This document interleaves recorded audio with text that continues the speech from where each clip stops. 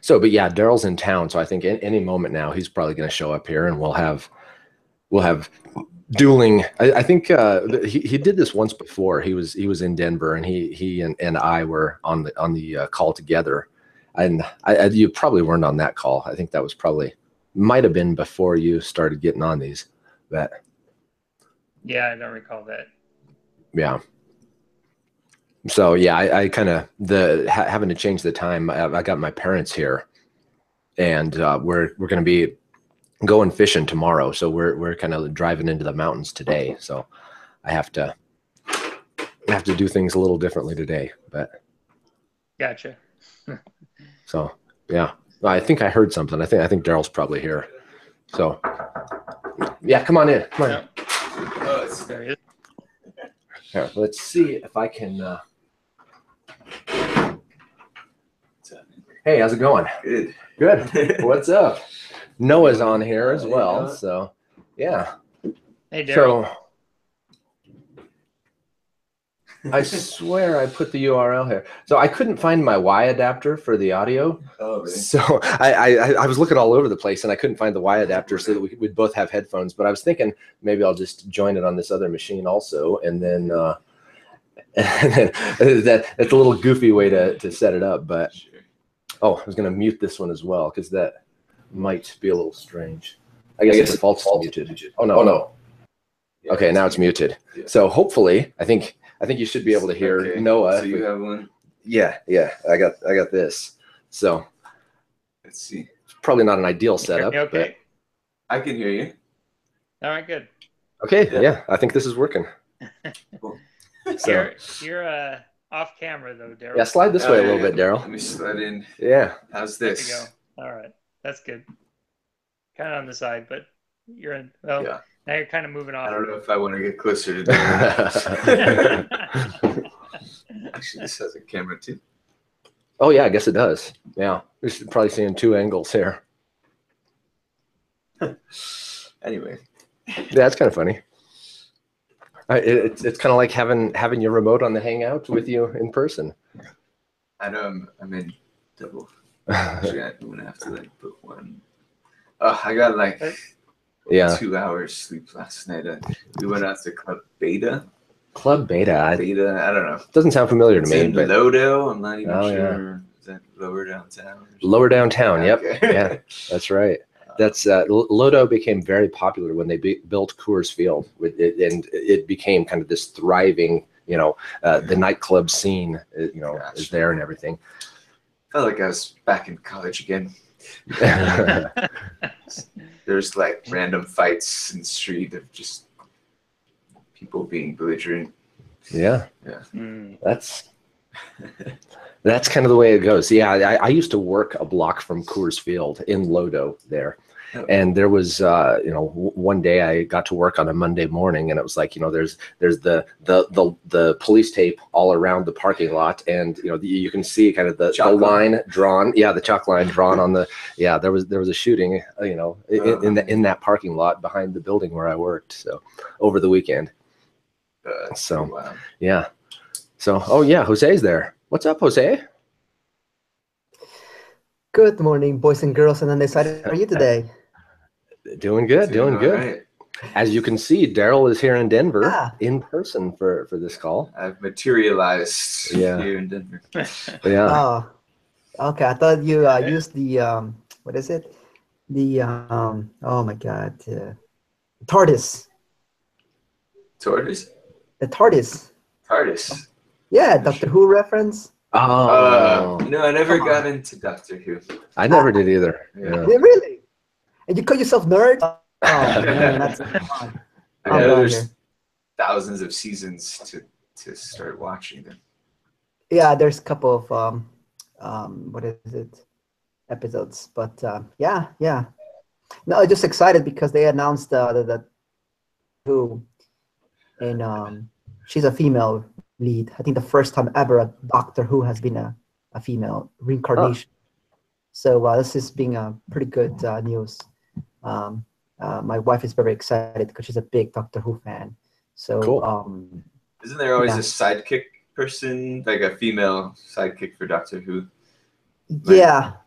So I wonder There's if they're going to usually a reverse the role. Yes, and um, um, definitely the world's changing somehow. Yeah. So anyways, For that's the it. better. Yeah, a little bit more variety. There we go. Because I honestly, my wife making me watch sometimes Doctor Who, because she likes that. What is it called? The guy that playing Harry Potter. Ah, damn, I forget his name. Radcliffe? Daniel Radcliffe? No, not that. But besides that guy, man. No, Oh, the other. Play the Doctor. Ah, damn it, I'm forgetting his name. David Oh. Tennant. David Tennant. Doctor. Played the Yeah. Doctor? Yeah, man. Oh my God, you guys call yourself nerds. You don't know these things. Doctor Who? Oh. No, it's David Tennant.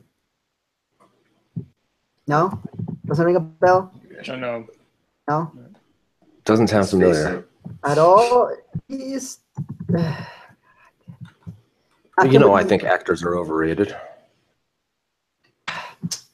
Man, you guys are making me look for stuff that is not even in my interest in. Wait Doctor a second. Who.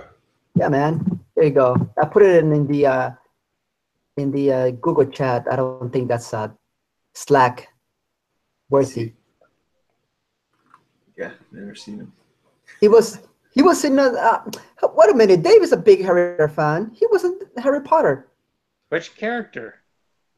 I don't know which character. I keep the details, but he was Barty Crouch. Looking at his face now on the Wikipedia page. See, there you go. I knew you guys would know him. Okay. Yeah. So creepy character in Harry Potter. Yeah. Right. Jessica Jones. Yeah. He was in Jessica Jones. He's in that series. If you guys like the Defenders from Netflix. So, anyways, my wife has a huge crush on him and whatever. So, guy has to do what a guy has to do and does. I watched a couple of episodes of Doctor Who. So now you can say you have a crush on the new Doctor Who. Yeah. Yeah, sure. Let's go with that. But that will that will get a bad interpretation, But we're not gonna get there. After listening to Good Intentions this last week episode, like, oh man, my intentions could be taking the wrong freaking way right away. Yeah. So take over the chat, guys. I just was saying hello. Yeah, cool. But Doctor Who, I know nothing about it. I never have gotten into that. Even Star Trek, I've barely, I had a girlfriend once that liked The Next Generation, and so I spent the month or so that I hanging around with her, that I watched some Star Trek: The Next Generation, and it was good. But I really haven't ever.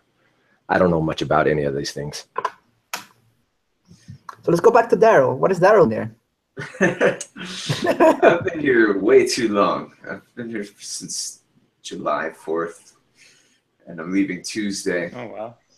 I got in, I did some work in the office, in the Denver office, so that was nice. That Friday I had my own office, which I don't normally have, so it was a nice view of downtown Denver. Just here, I don't know, we've been on an old train ride, the Georgetown Loop. Oh, yeah. That was kind of fun. It was like train from the 1800s. Kind of Yeah. Some mountain terrain and stuff. Right. Yeah, it's cool. It's interesting. Oh, I don't know. If you had more to say, go ahead. I'm gonna change the subject a little. Go ahead, Noah. Okay. I was saying it's interesting you mentioned having your own office. I'm still making my way through Code Complete, and there was another really interesting statistic in it about the improved productivity of developers when they have more personal space. Huh. Yeah, I didn't remember that. You know what this office had is a white noise. So they had canisters in every room all throughout, because there's an open floor, cubicle plan. And so it's very eerie. At first I thought it was just all air conditioning noise. But, you could turn up the volume of white noise to whichever room you're in. And it's kind of, you can hear people, but you can't really, it allows you to focus. It was really strange. I don't know if you guys have encountered that before, but Yeah, they have white noise machines where I'm working now, and most of the time I didn't really even notice it. It's just kind of I didn't really care. But one day they weren't working, and it was off, and it was like it also happened to be that it was like a Friday before a holiday or something, and the silence in that place was eerie. It was wild how much difference it made. Kind of just not having people around, and it was quiet. So yeah, after that, I'm kind of like, yeah, I noticed this thing a little bit being there, but I've been listening to white noise for 10 months now with my baby, so I'm used to that. So you like deliberately with a white noise machine for the baby? Yeah. Oh, that's like crucial for the first few months. They love to hear the womb noises. It's like they're still in the womb for the first few months. Yeah, I've never worked anywhere that had white noisemakers, but you usually have to resort to putting some headphones on. Yeah, I have noise canceling. That's about the only defense I have against a noisy work environment. So it helps, but it's not ideal. So I got the most work done ever being away from my team, still being able to connect with them, but in a totally separate office. I just felt like I didn't need to check in as much, or there was less chit chat, So for sure, I actually was working on Ansible, setting up infrastructure as code for all of our crappy servers. I've somehow managed to do patching for our servers. Like it's the CTO was doing it, and he left, and it kind of fell on my plate. So I'm just until it's transitioning over to the parent company. Yeah. So, but it was neat to learn Ansible at least. Yeah. Well, that's one of the components of the Joel test too, that developers should have private offices, right? Yeah. So Stack Overflow has. Is it Stack Overflow? Yeah. They have a big article on that. I think I sent it last time into the chat. Yeah. Yeah, Fog Creek, right, is kind of Joel's original company, and then Stack Overflow, kind of a joint venture with Jeff Atwood, and I think Joel is kind of detaching a little bit from Fog Creek. I don't know where I got that. I might have made it up, but I think I heard something along those lines. I don't really know. Was it even Fog Creek anymore? I don't know. I don't know. Yeah. Well, the Stack Overflow became Stack Exchange, right, when they broadened out to being beyond just programmers, and so I think that's what the company's called these days. And I don't know. Yeah, but it is nice to have space. Yeah. Yeah, and the statistics were interesting. I wish I had the numbers in front of me, but I mean, basically, even a moderate increase in space was demonstrated to show pretty significant increase in productivity. And when you compute that based on the salaries you're paying the developers, really like $20,000 investment per person in office space, you get that back really quickly. Yeah.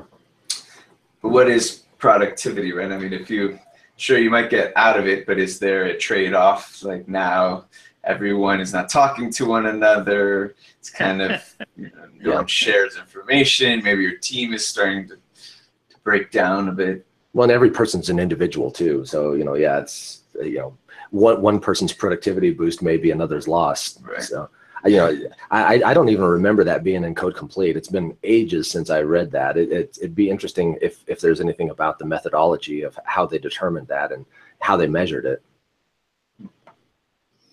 Yeah, I don't recall that those specific details were provided. You probably have to check the reference that he cites. Yeah, I was thinking my Code Complete was under the desk here, but I guess not. It's got to be on the shelf over there somewhere. Not that I was going to look it up right here in real time, but.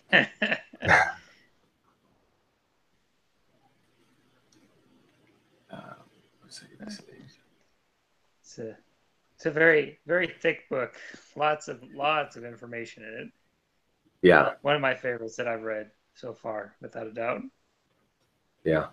Yeah, I think John Sonmez's launch of his big volume is imminent as well. I think I saw something from his mailing list or something along those lines that it's just about there.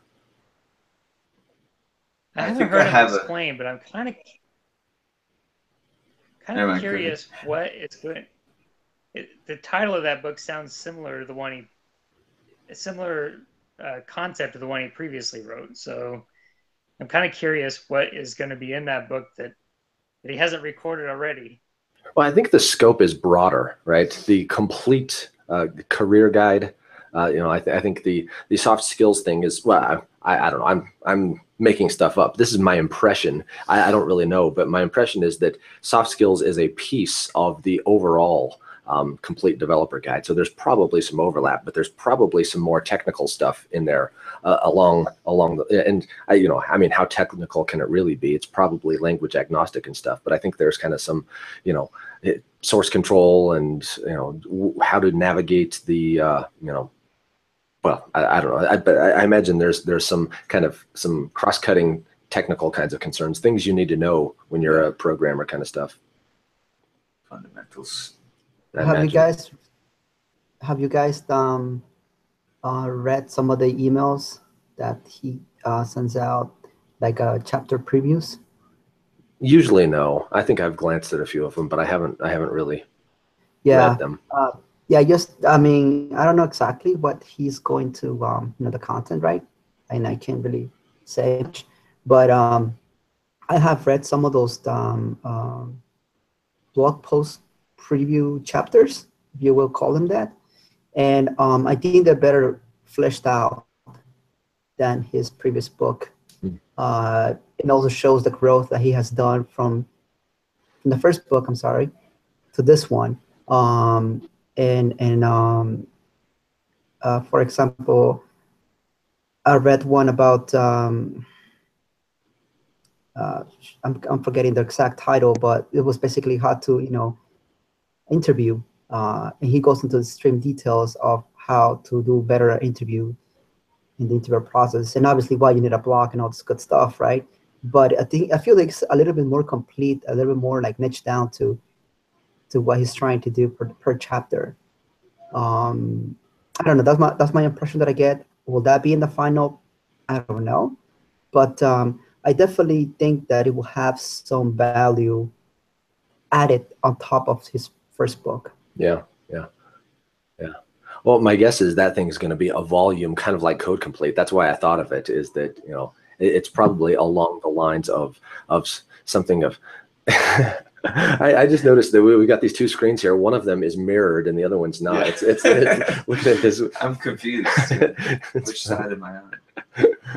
That's funny. So yeah, I got distracted there. But yeah, I mean, I think it's probably going to be comparable in size and scope of Code Complete, I imagine. And maybe even more, since it does have some more of the soft skills stuff that I don't think Code Complete was very, pretty light on that stuff. If you can say it's light on anything. Yeah. There's this really cool mind map of the clean coder. I was thinking you guys were talking about clean coder, but I'm going to share it to the Slack channel. I don't think I ever got all the way through Clean Coder. I did read through the first one, but I don't think I finished all the way. I think I started the second one. I don't think I got very far. Shame on me. Yeah, it's another really good book, and that one's actually not too long either. But I will say, like, probably the last 25% of it or so is not as good as the first 3/4. Really? It's still got some decent information, but it's kind of by Martin's own admission, he's sort of just saying, hey, these are just the things I've found that have worked for me. Yeah. I'm not really prescribing anything at that point. Yeah. Well, I certainly understand how much caffeine he consumes, and whether he wears headphones while he works, stuff like that. So. Wow. Yeah. Yeah, I have to make a confession. Yeah, I have not even read the first one completely. I think I had now you don't need to. I just sent. I guess so. Guys, give me the rundown. but I think I have it on Kindle format or something. And I started reading it, like some code sections or something. It looked really weird, and it was obviously not made for Kindle format.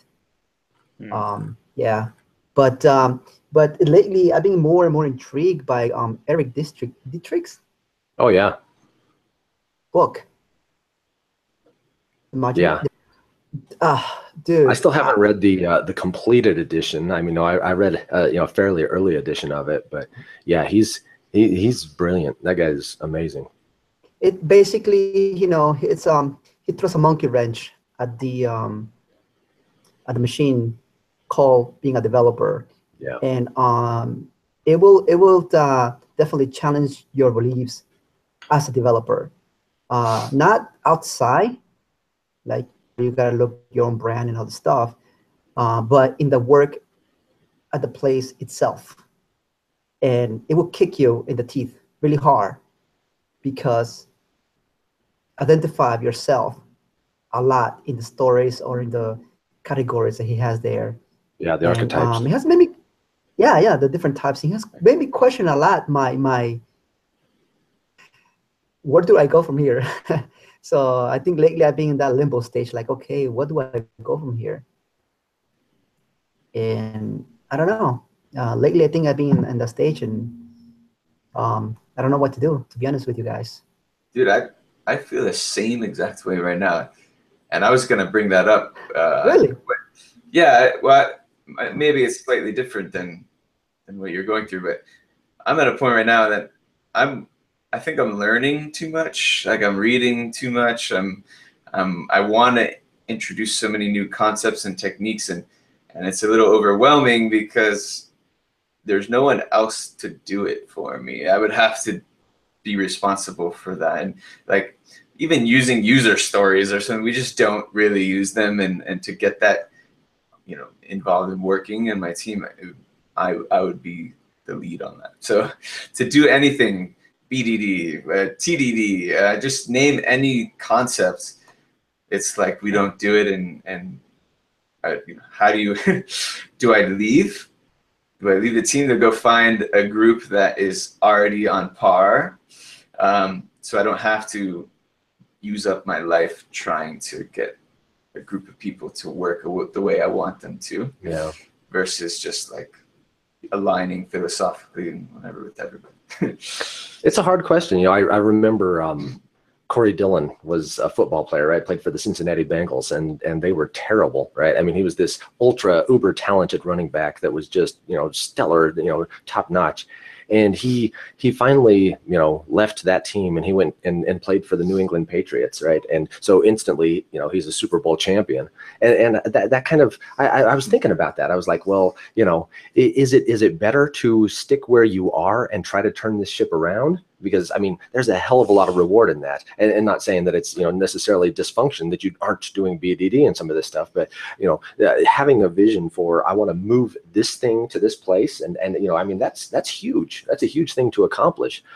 It's also a huge thing to accomplish, right? I mean, yeah, it's hard, and when you don't have people bought into it, and all of the things that you have to do to get it moving, sometimes go play for the Super Bowl champs, and it's what's the right path? It's a hard thing, and then you throw into some of the stuff with Eric's book of, well, how much does this company really care about me? And so much of the things are set up to protect the company from what I might do, and that ultimately, how much difference do I really make here? It really, it causes you to question a lot of things. There's an effort involved to do it, but at the same time, well, you've heard the expression, you should always be the worst person in your band or the worst person on your team, so you can always learn and just be. I don't have that. Yeah. Right now. Yeah. So I don't. It's at some point I just want to like take all the responsibilities off my plate and just someone tell me what to do for once instead of me having others kind of collaborate and guide and teach, and so trying to figure that out. Yeah, Yeah.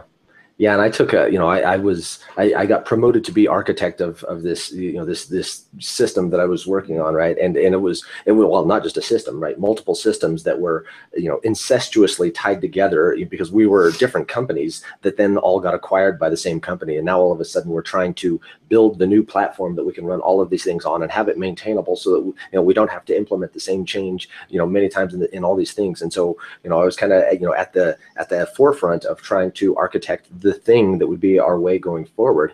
And I really tried to emphasize this domain-driven approach, the bounded context, and autonomy of the teams, and got it to work, right? I mean, got it moving forward, got the teams, independent. They were able to deploy their own releases. They could test independently, with messages that they would dummy up as though they were coming out of other systems and all of that stuff and all of these things. And it was moving forward and everything was really starting to take hold.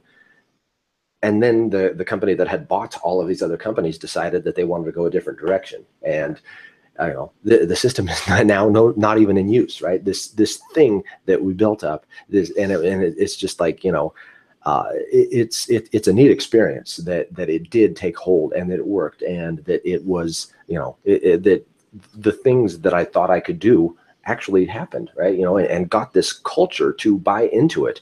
But then it's just, and well, where are we now, right? It's, everybody that worked for that operation is now, gone working elsewhere and the thing's shut down. Well, they could take the value with them, right? Hopefully. Yeah. Yeah. Somewhere else. Yeah. But yeah, it's kind of a technical win, but then ultimately, it's the thing that got built is just, in the trash bin. See, I might go ahead, Jose. Oh, yeah, and this is what is it? And I've seen this pattern all too common, right?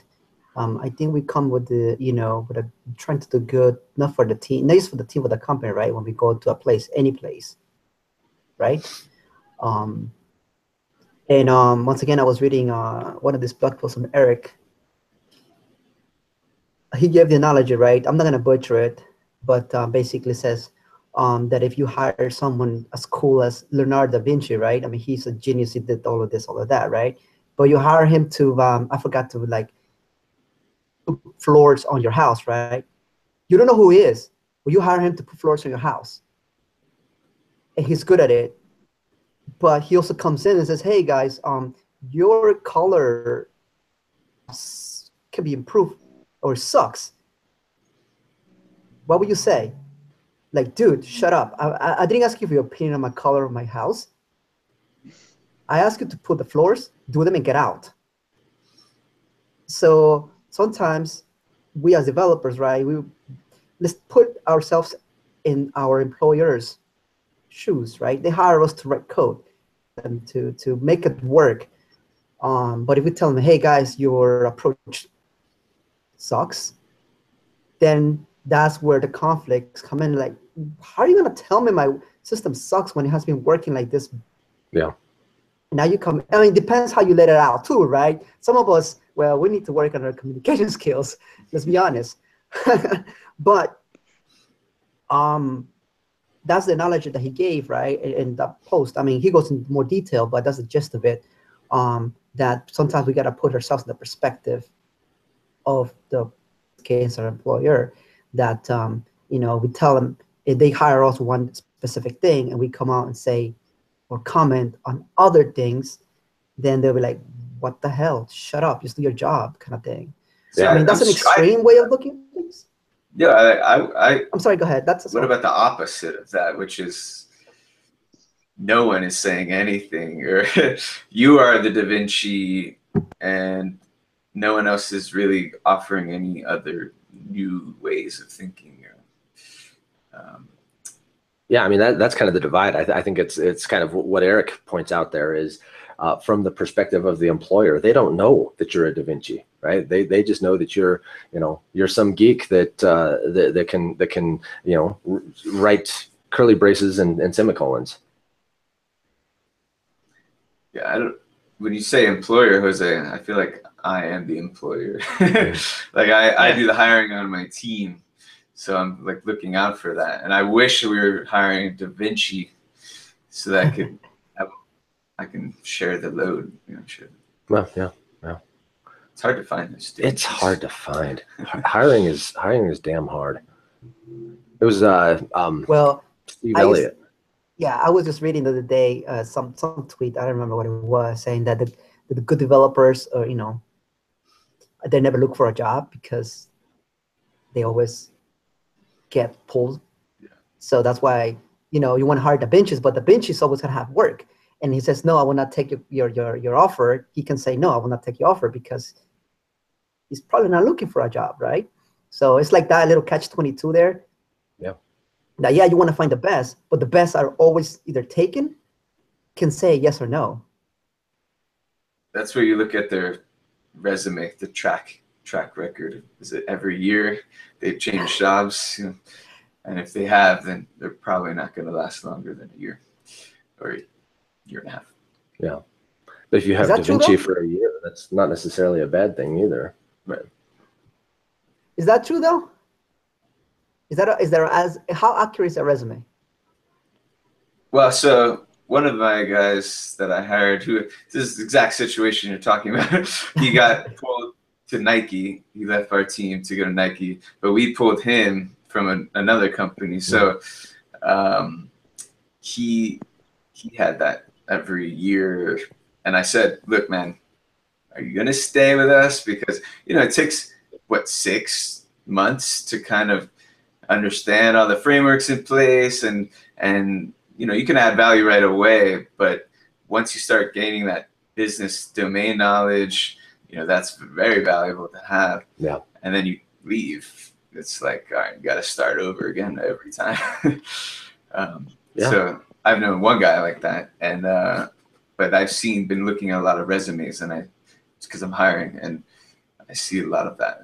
But his excuse was, I haven't found the right company. But at the same time, he was taking other job offers all the time. Yeah. I'd say it's probably that it probably doesn't work in reverse, right? I mean, if you see somebody that has had on their, they've worked 5 years at every place they've had in their resume, that doesn't mean they're going to stay 5 years everywhere, because I mean, that's my history, right? I had long tenures, and then I decided, no, that's not for me anymore. But the opposite, right? What you're talking about there, if somebody's jumping every year, that's probably an indication of what they prefer and the way that they work, and whether it's that they get bored, or just that they do have those sharks swimming in the waters that are going to give them better opportunities, or not necessarily better, but that they perceive it's better. I mean, I would take a job from Nike, I guess. Yeah, they're doing some cool stuff there. They're already doing functions as a service, like just the latest of everything. Yeah, I hate working for big companies, though.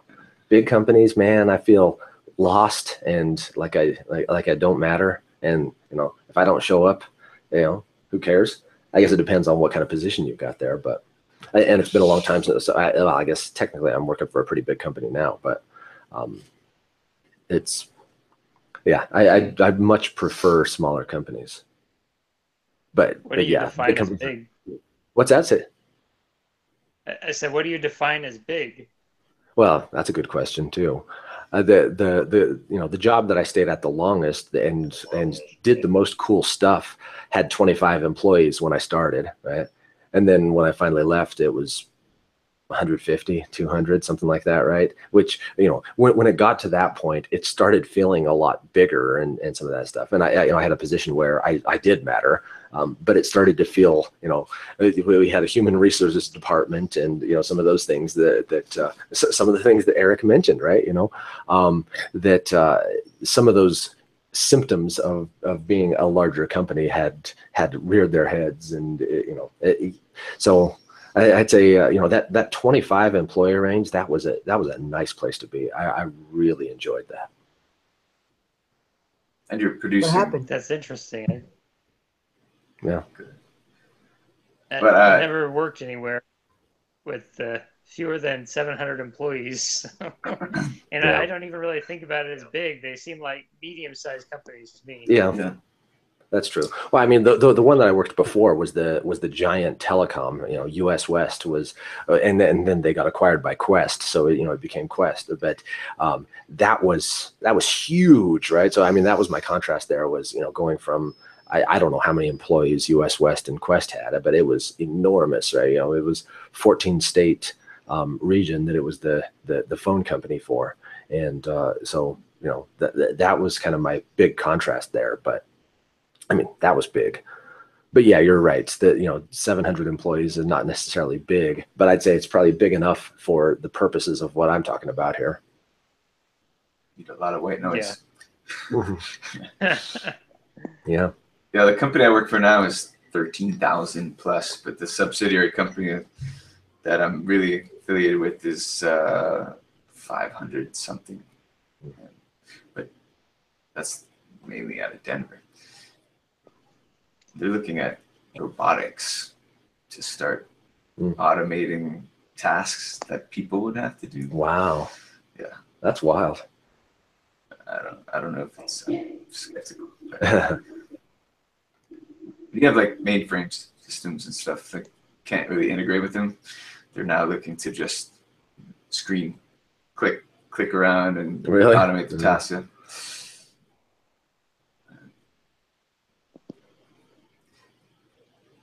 Yeah, there was a giant project when I worked at US West. I mean, there was this, I don't remember what they called it, fourth platform or something. And this enormous undertaking to replace a bunch of the mainframe systems and bring it into the modern age and stuff. And it ultimately got canceled. But I mean, they had, the people working on that.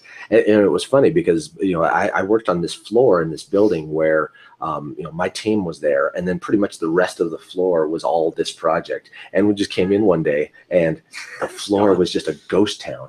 It was wild, but yeah. So yeah, those mainframe systems, they are there to stay.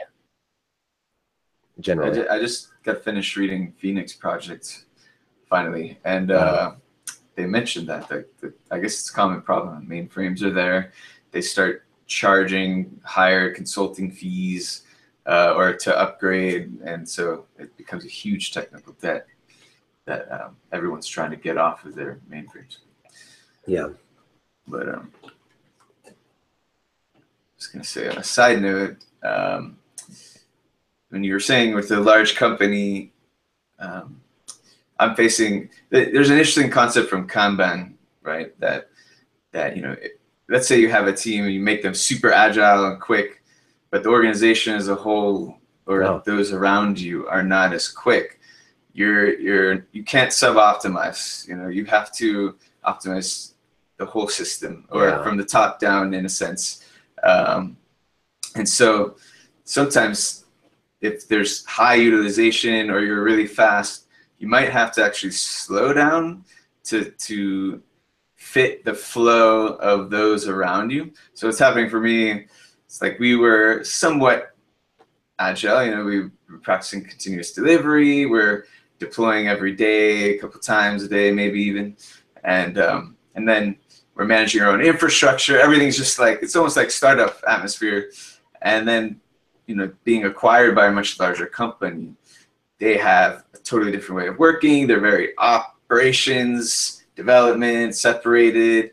And so we almost have to slow down in order to catch up, wait for them to catch up and speed up, because it's too much work to be. We're always waiting on the parent company to do whatever tasks, networking changes, things like that, and so we have to actually try to not improve that, because it's just too much to work, too much effort to improve all at once. Yeah.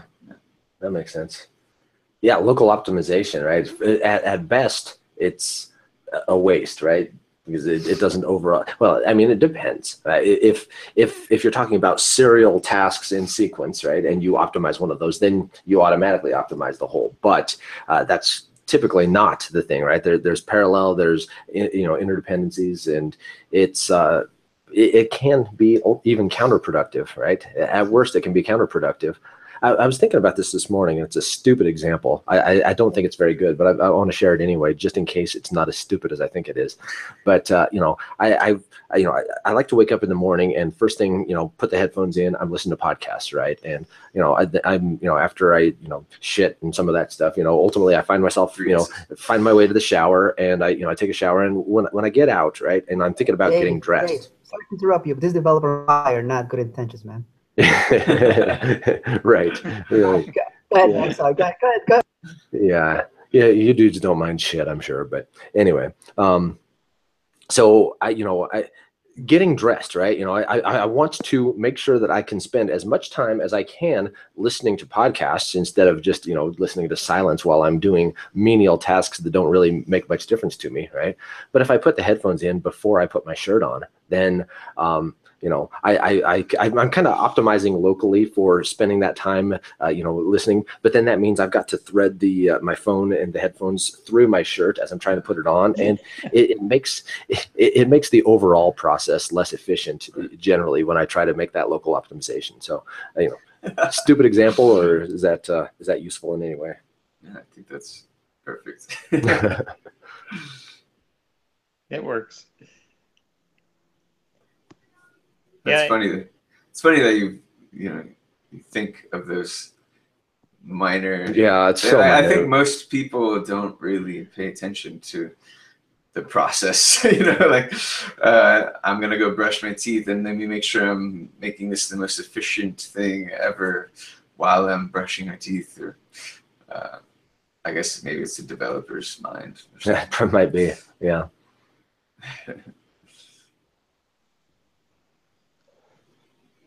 Do you guys ever just listen to nothing? Not well. Yeah. I mean, but no, not really. I do not. The first thing when I wake up first thing in the morning, I do typically spend a little bit of time alone with my thoughts, but beyond that, not really. Not really. I know, it's a scary thing to do. Yeah. Just listening to silence. You practice that, at least I'm trying to do a little more often, especially after the family is either asleep or they're not awake yet. Listening to the silence can be very therapeutic and mindfulness thought. Just for a second, I'm not saying, oh my God, you know, do it for half an hour. Even if it's like a minute or two, just like, I hear nothing. Or maybe the birds, right? Or the crickets at night. And it can be such a relaxing thing to do before your thoughts start to take over. And then that's where, like, okay, what I gotta do next? I gotta do this, I gotta do that. And the whole evening takes a different shift. So yeah.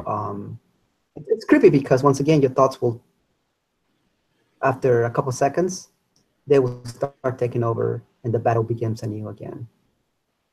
So I'm just curious. That's if anybody does that. If I do it because I'm a weirdo, that's okay. No, I think it's actually becoming more popular to do.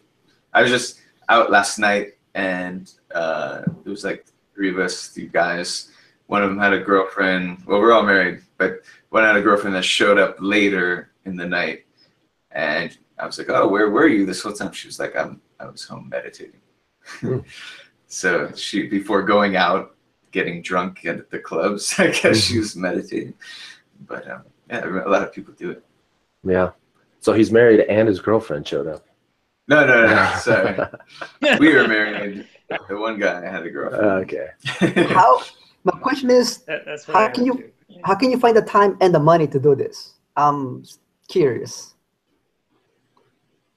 A girlfriend. Oh, have a girlfriend. Yeah, that's expensive. Yeah. That's what I tell my wife. I'm like, listen, dude, have another, girlfriend on the side. I don't have the time or the money. So listen, if there's any additional time that I can find in the day, it's gonna go to me. And have any more money they're gonna find in my pocket, it's gonna be to me first. And then I'll think about, give it to someone else. Yeah. There's definitely barriers to the reality of such a thing. Well, how long were you out last night? Oh, I got home at 3 in the morning. Yes. Must have been a good It's night. been a while since I've done that. Yeah. Well, and I got up at 6:45 because I went to sleep at 4. Just the baby. The baby's like, oh yeah. We're sleeping with her in the bed right now because we're in a guest house, and the baby just wakes up on the dot 6:45. It used to be 8:15. It's just been going backward. Oh. And she can go back to sleep right after that. She's yawning. Her eyes are heavy, and she won't. And she just makes a lot of noise, like just. The more you ignore her, the worse it gets. It's really bad. Yeah, I'm hurting today. Yeah, staying out all night drinking. It's that's not appealing anymore. Right. Yeah, I haven't done it in a while either, so it's even worse. Yeah. It's not, the body's not what it used to be, and that's a shame because I live near one of my favorite breweries, like 10 minutes away, and last week, I decided to take the family there because they got like food trucks and whatnot. So it's a really nice, family friendly environment. And I only had 2 beers that night. I was feeling it. I did not do much the next day, and my wife was the same way. She had like I think she also had 2 drinks, and all afternoon we were just like laying on the couch, just like that's lovely. Nothing got done. Nothing got done, and I was looking at her like, listen, I can't do this anymore. I can't. It's just and we're out of the phase of having baby kids. But still, it's just like, guys, just don't bother us. There's food in the fridge. Get a snack on your own. You're big kids now. Just please leave us alone. And I told my wife, like, we can't do this anymore. Like, I can't. I just can't, And like I tell her, and I tell everyone, youth is wasted on the young. Yeah. Well, if I'm going to drink, I like to do it at home, right? We host a party, and then it's just enjoy it. And when everybody leaves, it's time to lay down and close your eyes. The Friday night, I went to a coworker's who's collects whiskeys and brews his own cider. So that's what I was doing Friday night too, just for an hour. But we're in his basement. He made like a whole freezer into a kegerator thing. Oh, cool. And we're drinking a cider, which is kind of sweet, so I feel like it gives you more of a hangover or like a sugar crash. I don't know. I don't know. Yeah, it's sweeter, and then mixed with whiskeys. Idea. Yeah, I think sweet will kind of mask the fact that you're pounding them too, and you kind of forget about it. Yeah, it's 14% alcohol, but he was serving a little bit. Oh, geez. That's hardcore, man. Yeah. No, I think I interrupted you, and you were going to say something. Sorry. Well, I guess it might have been. I was going to comment at one point on your podcast listening, because I remember you mentioning that you do it at faster than normal speed. And I actually I was reading a Wall Street Journal article on that subject today. It was interesting. What I was looking for, though, was for data on comprehension. And they didn't really provide any, but I'm curious and skeptical at the same time. Like, if someone's sitting there listening to it, a book or a podcast at 3 times the normal speed, can they really absorb the information that quickly? What do you think when you do it? How do you feel about it?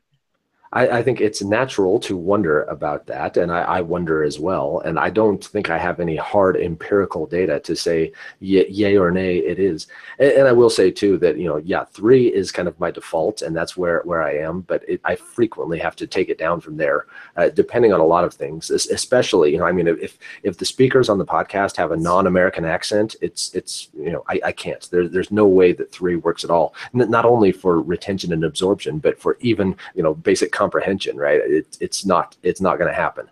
Yeah, so I was going to ask you that same question now you brought that up, which was, doesn't it depend on the clarity of how the person speaks? because I've been trying. I was like, Dave puts it on 3. Let me try, and it was like, but some people speak a little more clear. Yeah. So I could put it to like 2.5, maybe.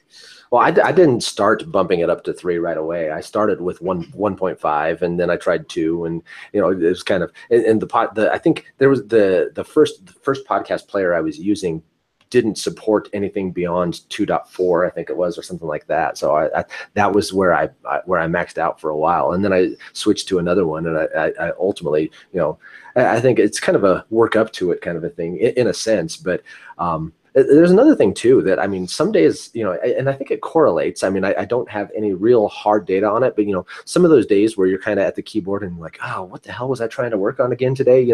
Those days, I got to slow down the podcast player too, right? So I think it depends on your state of, cognitive optimization as well, right? Which varies from day to day too, and from hour to hour. That's interesting. The craziest item I saw in that article, though, was there's one guy talking about how he listens to meditation because he has anxiety, right? So, it was recommended to him as a way to help calm down, but he does it at double speed. That really makes you relax at that point. That's awesome. That's crazy. Jose, you should try that. Listening to nothing at double speed. I crank it up. Yeah, that's funny because what is it? What I've tried lately is to not use the meditation app to meditate. Use it and keep it around because my boys, they like to hear that at night because they have like a little kids section for going to sleep, relaxing, and all those categories. And they like that. Even if I don't put it for them, they're like, hey, are we not gonna meditate? I'm like, oh, okay, sure. So it's become like a habit. And that's the only reason I keep it around. But for me, I have not used it for a while because lately what I'm doing is I am listening to certain books while you're, instead of meditating, applications. I use it at night usually. And I'm consuming the content, and I'm also, meditating. Not all books are wired this way. Let me put it that way. The one that I can think of right top of my head is the Power Now by Eric Tolle. Yeah. His name is? He has that voice, man. Eckhart Tolle. I always butcher his name. Yeah. He has that voice that will put you to sleep. So that's a good thing. In a way, but his Stillness Speaks book is really well, small 10-15 minute snippets. So I'll listen to it in regular speed, calm down, do my meditation time, let's say, get some good content that I will not get into it at 2-3 times speed while doing another task, right? Because I'm focusing just on what the content is. And I get it. Some people want to listen to stuff really, really fast and consume, like Dara was saying earlier. But at the same token, how much of that you really retain? Yeah. Really, how much juice do you get out of that? Especially if you get distracted for about 1 second, since it's twice the speed, you're missing more. It's true. So, yeah. And to answer your question, Daryl, in the thing that I've noticed is that we are so impatient and we want to get everything done fast, and we don't even know why. That's why we listen to stuff like at twice the speed or whatever, right? Sometimes, I'm not saying everybody, but what I'm trying to learn is to, like I was telling Dave a couple of weeks ago, is to enjoy the moment, to just enjoy it right there and then. Whatever I'm doing, even when I'm running, when I run, that's what I try to do, and it sucks the most because I just want to get home after being so tired. But that's what I'm trying to do, whatever I'm doing, and if I care enough to get the juice out of it, I'll just be, let me put it this way, present at the moment. Yeah. Trying to get to the goal, fast. Like if I pace, I'll get there. eventually. So I'm trying. It's hard. Don't get me wrong. It's really, really hard. But when I find something of value that I want to take, a regular speed or 1.5, or whatever, 1.25. Yeah, I think my thing is that when I listen to so many podcasts, and when I'm listening and I hear somebody that really impresses me, and they say, as a guest on somebody else's podcast, and they say, oh yeah, and I have a podcast as well.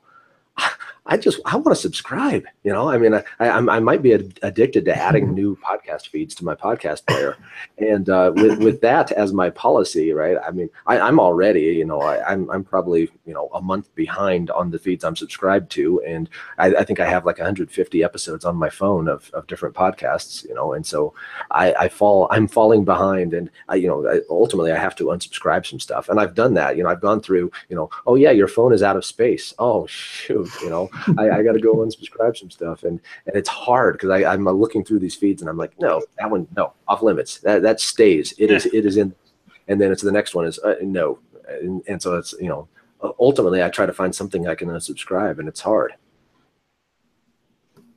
And that's what it leads to, Dave, guys, saying no. Yeah, you're right. When people talk about like, oh, you got to say no to others and say no to this and that commitments, like, how about saying no to yourself?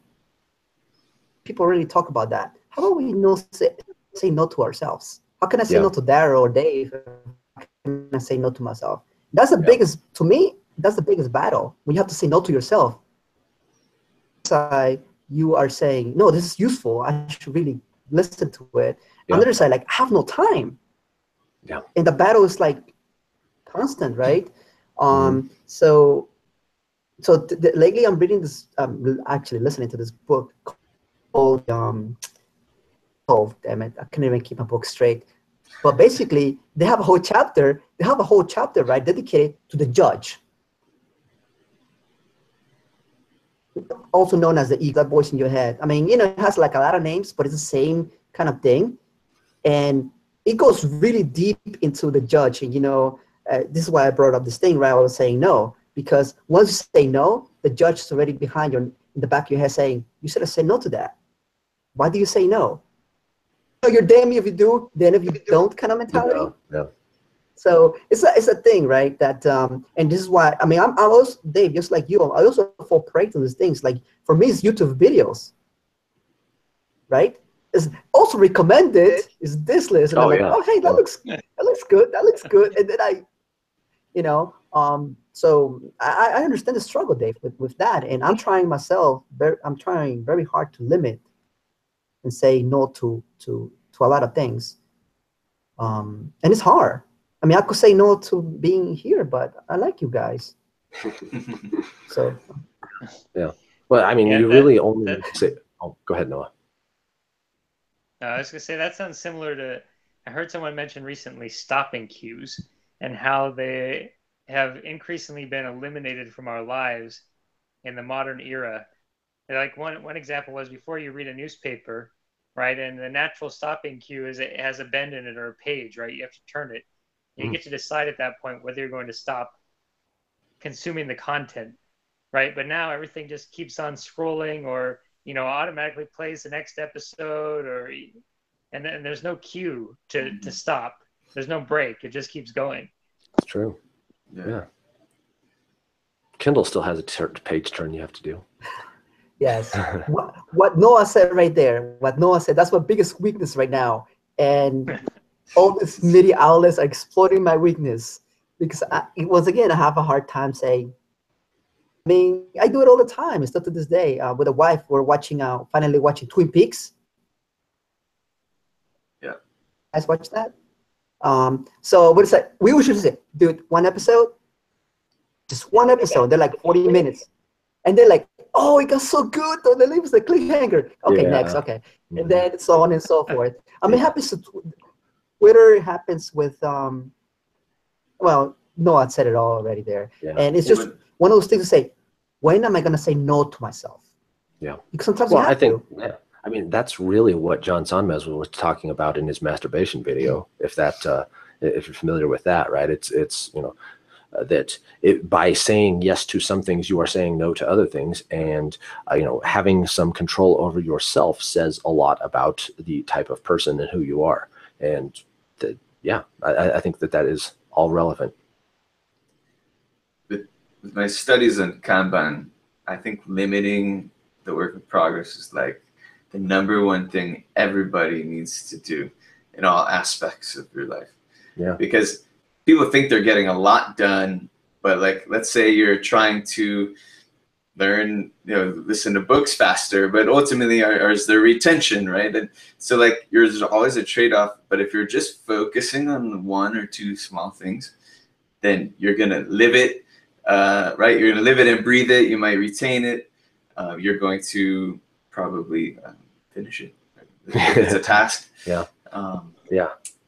But yeah, it's a good point that you brought up, Noah, that I very well may be optimizing for getting through content and not necessarily for really taking something away from it. And I don't know what the answer is. I know that this is the kind of the flow that I've landed on that I think is working for me. But I maybe not. Maybe I'd be getting a lot more if I wasn't doing it. Yeah, I mean, I wasn't trying to imply necessarily that you weren't, retaining what you're listening to. I was just more curious about the question of it and what the answer may be. Yeah. Yeah, it's definitely worth thinking about. I have seen statistics. Maybe there's other out there that contradict them. I don't know, but on speed reading, and from what I have read, that all the speed reading techniques, generally people don't recall the information well after using them. But, consuming content in audio format is very different. So it may have different properties in that regard. Yeah. There are things in common and things that are not. And I don't know what's the ultimate answer is, but I guess you experiment, and if you can, I don't think there's really a good way to quantify it, right? I don't think there's a good way that you can say, here is my number that represents my result, and I will compare this. Even if you could, then you're still trying to control for all of the variables that go into these things. It would be hard to, but I mean, just that fundamental thing of how do you know is, I think, a stopper on the whole thing. Well, there's something interesting that happened to me. I love music. I listen to music, and anyone maybe listening to a good song with a hook, you kind of remember it, and you might be humming it later, and it's on the back of your mind for a long time. And I was trying to contrast that with how many audiobooks I'm listening to, and it doesn't have the same effect, right? It's language, it's English, and it's not music. I'm trying to figure out what's the difference there, and why can't I just repeat in my head some sentences that were read to me versus hooks of tonalities and song. Yeah. So it'd be cool to be able to remember them like hooks and songs. Yeah. So maybe if they sang it to us instead of just read it bluntly, it might work. Yeah. I guess it's a difference of feeling it versus just trying to process it. Yeah, exactly. Yeah, it's interesting. Yeah. Well, dudes, I should probably guys, get going. I got my parents in town, and okay, sorry. No, I just want to say that the book that I was also, it's a quick kind of like listen. It's the As Man Thinketh. As Man Thinketh. Yeah, it's a very short book. It's like under an hour. Audible book. Yeah, it's been recommended by plenty of resources, so I decided to bite the bullet and get it. It's very good. It's a very good summary of a lot of other newer, what it looks like, newer ideas and thoughts. But it's in a sense, it's one of those books that you can just like take it in, and you're like, oh, okay, this is like a little reminder, sort of. Has some pretty good stuff saying there, but just like you guys were just, I don't remember a lot of stuff from it, so I gotta James Allen, or is that Dennis? What's that? Wait. James Allen. James Allen. Yeah. It summarizes a lot of the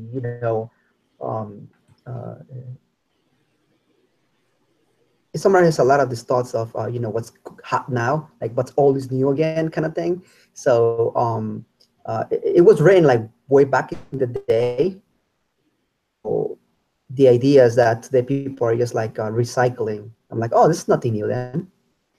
It's been I going put a on for link a into while. the Slack for that. So is that yeah, I can't remember my other book, the Soul something. Damn it. I just can't see it right here in my list. I'll put that in the notes. Yeah. All I'm saying is this is the books that I use, and I use both usually into this content. So that way, one, I get to, consume the content, and two, put me to sleep.